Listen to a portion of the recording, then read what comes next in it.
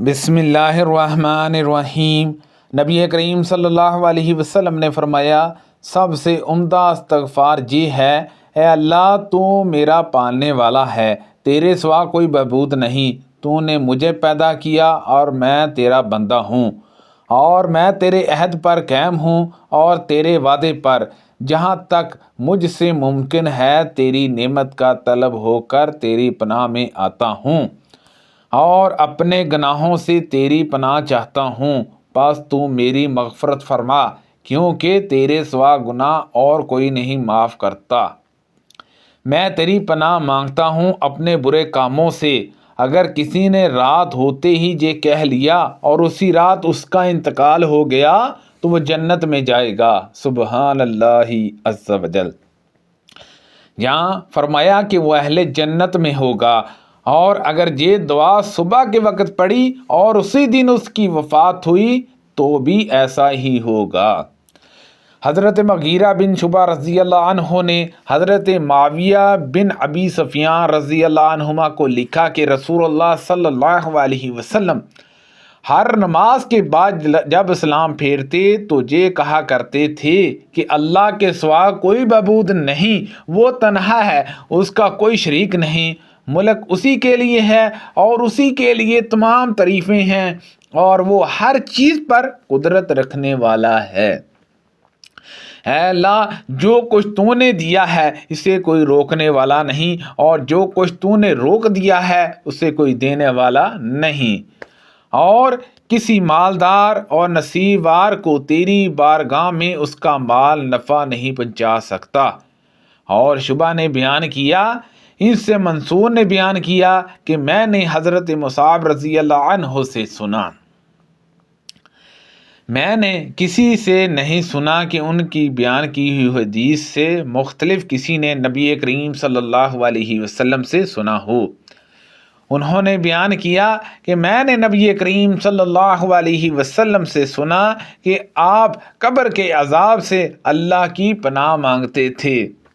سعد رضی اللہ عنہ 5 باتوں کا حکم دیتے تھے اور انہیں نبی کریم صلی اللہ علیہ وسلم کے حوالے سے ذکر کرتے تھے کہ ان حضرت صلی اللہ علیہ وسلم ان سے پناہ مانگنے کا حکم کرتے تھے کہ اے اللہ، میں تیری پناہ مانگتا ہوں بخل اور بزدلی سے، اور تیری پناہ مانگتا ہوں اس سے کہ بدترین بڑھاپا مجھ پر آ جائے، اور تجھ سے پناہ مانگتا ہوں دنیا کے فتنے سے، اس سے مراد دجال کا فتنہ ہے، اور تجھ سے پناہ مانگتا ہوں قبر کے عذاب سے۔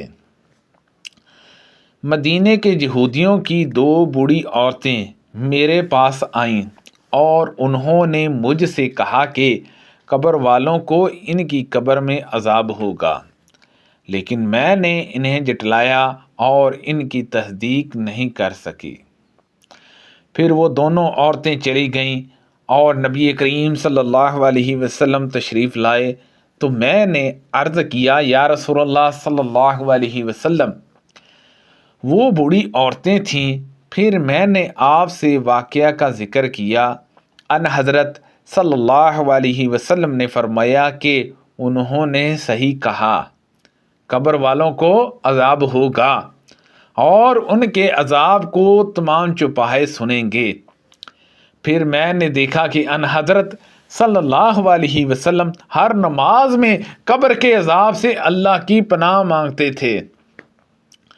نبی کریم صلی اللہ علیہ وسلم کہا کرتے تھے کہ اے اللہ، میں تیری پناہ مانگتا ہوں عاجزی سے، سستی سے، بزدلی سے اور بہت زیادہ بڑھاپے سے، اور میں تیری پناہ مانگتا ہوں عذاب قبر سے، اور میں تیری پناہ مانگتا ہوں زندگی اور موت کی آزمائشوں سے۔ نبی کریم صلی اللہ علیہ وسلم کہا کرتے تھے، اے اللہ، میں تیری پناہ مانگتا ہوں سستی سے، بہت زیادہ بڑھاپے سے، گناہ سے، قرض سے، اور قبر کی آزمائش سے، اور قبر کے عذاب سے، اور دوزخ کی آزمائش سے، اور دوزخ کے عذاب سے، اور مالداری کی آزمائش سے، اور تیری پناہ مانگتا ہوں محتاجی کی آزمائش سے، اور تیری پناہ مانگتا ہوں مسیح دجال کی آزمائش سے۔ اے اللہ مجھ سے میرے گناہوں کو برف اور اولے کے پانی سے دھو دے، اور میرے دل کو خطاؤں سے اس طرح پاک صاف کر دے جس طرح تو نے سفید کپڑے کو میل سے پاک صاف کر دیا، اور مجھ میں اور میرے گناہوں میں اتنی دوری کر دے جتنی مشرق اور مغرب میں دوری ہے۔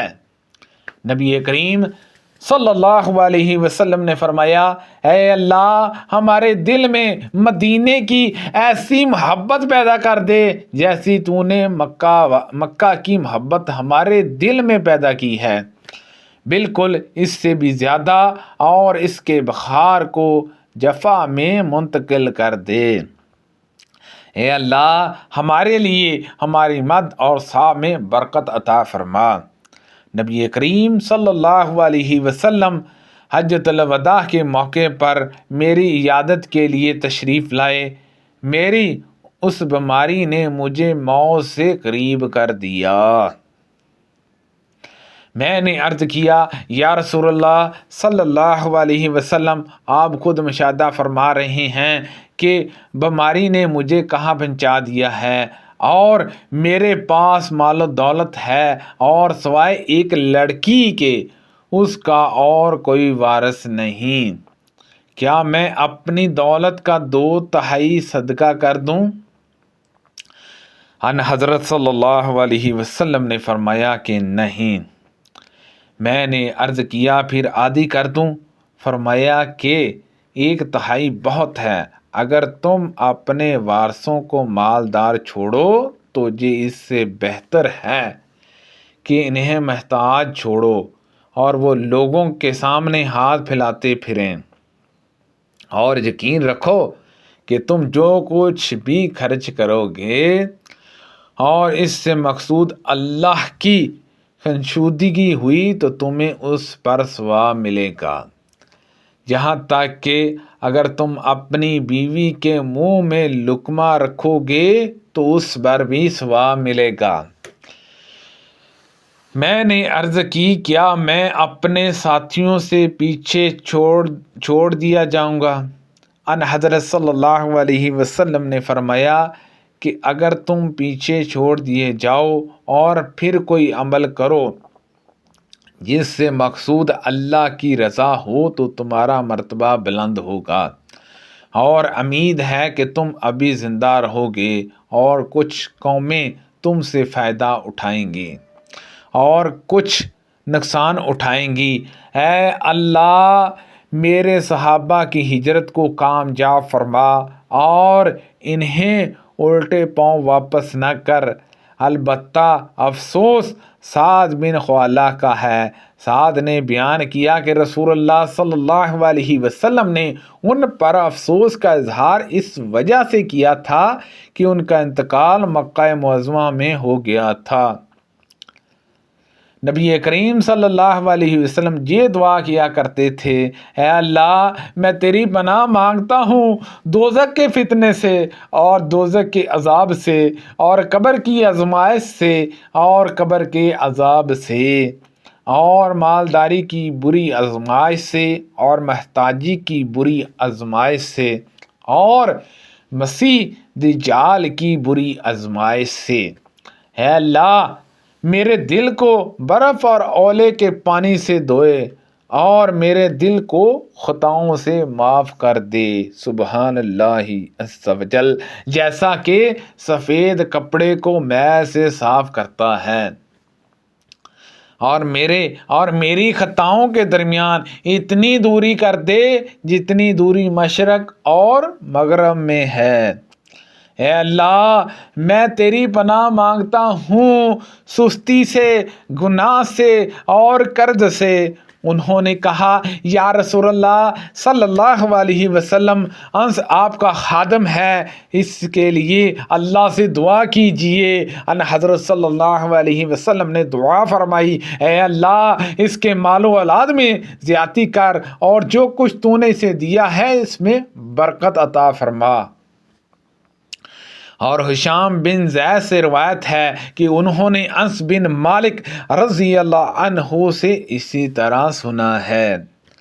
انہوں نے کہا یا رسول اللہ صلی اللہ علیہ وسلم، انس آپ کا خادم ہے، اس کے لیے اللہ سے دعا کیجئے۔ ان حضرت صلی اللہ علیہ وسلم نے دعا فرمائی، اے اللہ اس کے مال و اولاد میں زیادتی کر اور جو کچھ تو نے اسے دیا اس میں برکت عطا فرما۔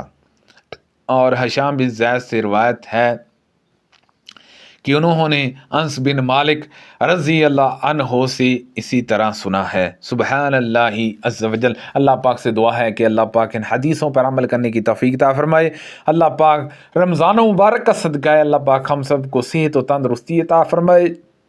کو غلطی کوتاہی ہو گئی ہو، اللہ پاک اپنے پیارے حبیب صلی اللہ علیہ وسلم کا صدقہ اور رمضان مبارک کا صدقہ معاف فرمائے۔ اللہ پاک ہم سب کو صدقہ جاریہ سے زیادہ لوگوں تک شیئر کرنے کی توفیق عطا فرمائے۔ آمین بجاہ النبی الامین صلی اللہ علیہ وسلم۔